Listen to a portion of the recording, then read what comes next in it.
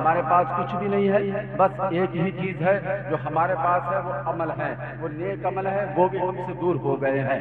इसलिए हम नेक अमल की तरफ आए, नेक अमल की तरफ आए, क्योंकि हम बुराइयों में मुलव्विस हम हैं।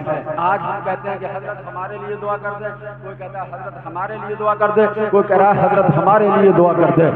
क्यों कह रहे हो?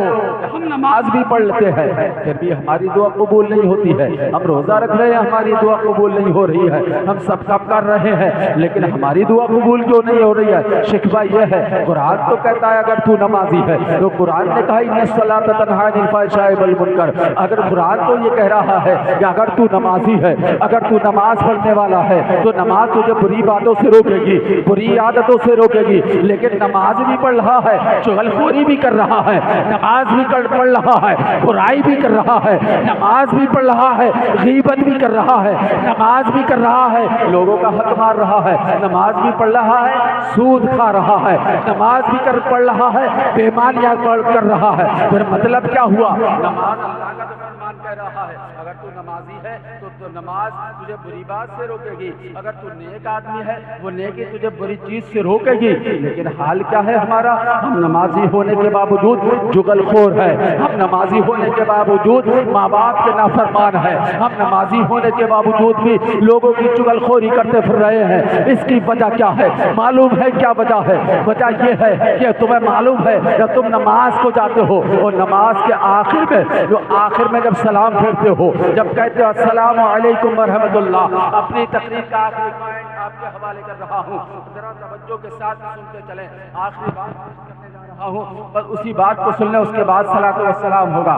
जरा सुनते चले। मैं अर्ज कर रहा हूँ कि जब हम कहते हैं जब हमारी नमाज मुकम्मल होती है ना, 4 वाली 4 हो गई, 2 वाली मुकम्मल हो गई या 3 वाली मुकम्मल हो गई, तो आखिर बार कम साहब जरा तवज्जो दे, मैं कुछ बताने की एक पॉइंट इनके हवाले करने जा रहा हूँ। जब हम सलाम फेरते हैं अस्सलाम वालेकुम रहमतुल्लाह, पहले एक जाने फिर दूसरी जाने, सलाम का मतलब क्या है? जो दोनों जाने फेर रहे हो। नमाज तो किसी तरीके से भी खत्म हो सकती थी, लेकिन ये सलामती के साथ क्यों है? तो आखिर बरकम से पूछोगे कि अल्लामा आखिर बरकम साहब बताओ ये क्या मामला है कि सलाम दो जाने नमाज खत्म करने का तरीका सलामती ही को क्यों बनाया गया? ये कहेंगे इसलिए कि तेरे दाएं हैं उन पर भी सलामती भेज दे, जो बाएं हैं उन पर भी सलामती भेज दे।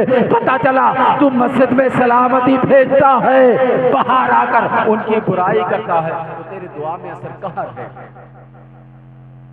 नमाज में सलामती भेज रहा है, मुफ्ती साहब नमाज में कह रहा है अस्सलामु अलैकुम व रहमतुल्लाह,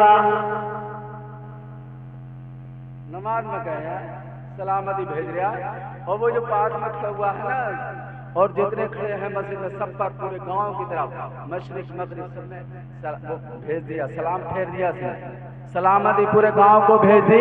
बाद में आगे उसी गांव के इंसान की बुराई कर रहा है, गीबत कर रहा है, चुगलखोरी करता है। ये सारी चीजें क्या है जानते हो क्या है? यही तो हमारे नेकियों को बर्बाद कर रही है। इसी से तो हमारी जबान में असर नहीं है।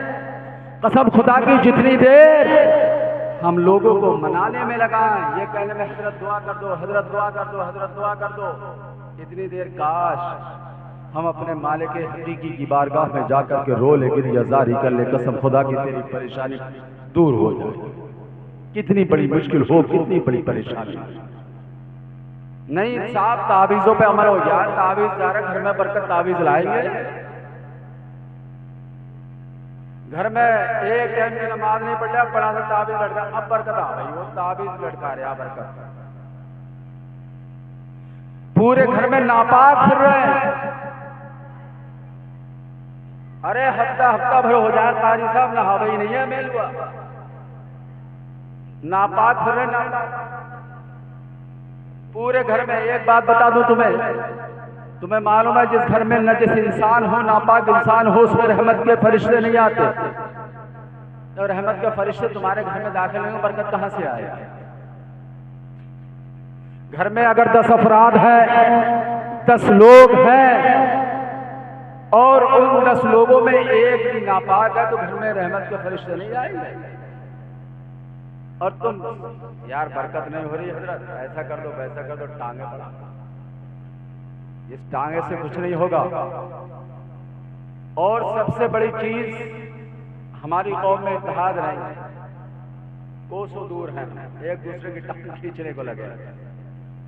और बात यह कि सच्चे मुसलमान हैं, सच्चे मुसलमान की ये हरकतें थोड़ी होती हैं यार।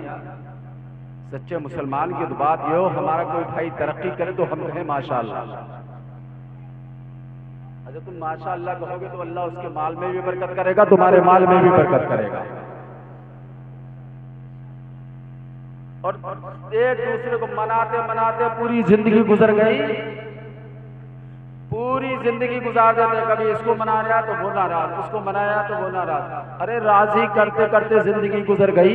कभी किसी को मनाता है तो कोई छूट जाता है, किसी को मनाता है कोई छूट जाता है। समझ में नहीं आ रहा है क्या करे। कभी इसको मनाया, मैं ऐसा फार्मूला दे करके जा रहा हूँ, तुम्हें किसी को मनाने की जरूरत नहीं है, बस एक को मना लो, सब खुद ब खुद राजी हो जाएंगे। क्योंकि तुम आज एक को मनाते हो, दूसरा छूट जाता है, दूसरे को मनाते हो, तीसरा छूट जाता है। इसी में जिंदगी कट जाती है। दुनिया से हम चले जाते हैं, लेकिन कोई मानता नहीं है। अरे सबके राजी करने के चक्कर में मतलब जिस दिन तूने अपने रब को राजी कर लिया, तू सबको राजी मत कर, बल्कि रब को राजी कर ले। जब रब राजी हो जाएगा तो सब खुद ब खुद राजी हो जाएंगे।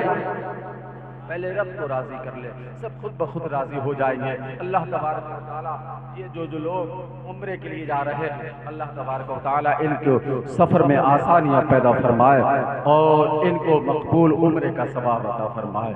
इनकी हाज़िरी को अल्लाह अपनी बारगाह में शर्फ़ कबूलियत अता फरमाए। और जितने लोग हैं इन सबको मदीना तैयबा का मुसाफिर बनाए। सब क़त्ल लिसानी के सबब जो अगलास सरजद हो गए हों, सबको गवाह बना करके तौबा करता हूँ। अस्तग़फिरुल्लाह रब्बी मिन कुल्लि ज़ंबिन व अतूबु इलैह। मिल करके कलमा शरीफ पढ़े, ला इलाहा इल्लल्लाहु मुहम्मदुर रसूलुल्लाह। नेमतें बांटता जिस समत वो ज़ीशान गया, साथ ही मुंशी रहमत का कलमदान गया। उफ़रे मुनकरी बड़ा जोश तासुब आखिर, भीड़ में हाथ से कम वक्त के ईमान गया। उन्हें जाना उन्हें माना, न रखा गैर से काम, लिल्लाहिल हम्द में दुनिया से मुसलमान गया। इस्लाम जिंदाबाद, मसलक आला हजरत पाइंदाबाद, उर्स रज़वी जिंदाबाद।